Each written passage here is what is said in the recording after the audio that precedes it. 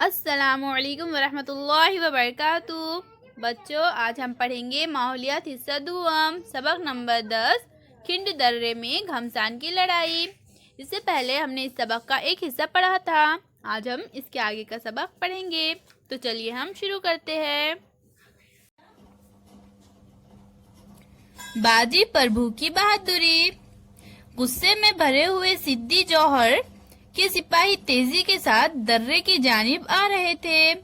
शिवाजी महाराज ने सोचा कि अब इनका विशालगढ़ पहुंचना मुश्किल है, इसलिए उन्होंने बाजी प्रभु से कहा, बाजी, बड़ा मुश्किल वक्त है। आगे रास्ता चढ़ाई का है, पीछे दुश्मन चला आ रहा है। अब विशालगढ़ पहुंचना मुमकिन नहीं, इसलिए पलटकर क्यों न दुश्मन पर हमला कर दे। शिवाजी महाराज की दिल की कैफियत को बाजी प्रभु ने ताड़ लिया। दर्रे की जानिब गुस्से में भरा हुआ दुश्मन आ रहा था। शिवाजी महाराज की जिंदगी खतरे में थी। सारा स्वराज खतरे में था।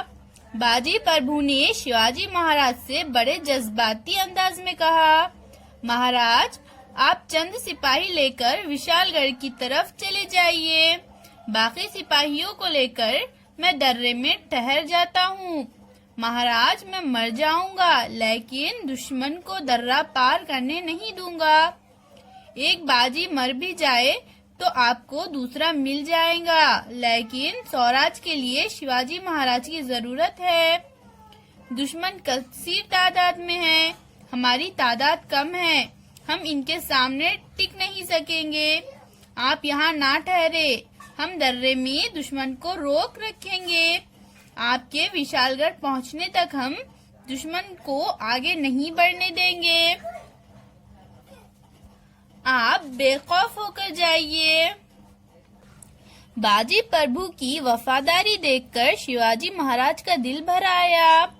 बाजी जैसे सरदार को दांव पर लगाना शिवाजी महाराज को मंजूर नहीं था, लेकिन स्वराज के मकसद को हासिल करना था।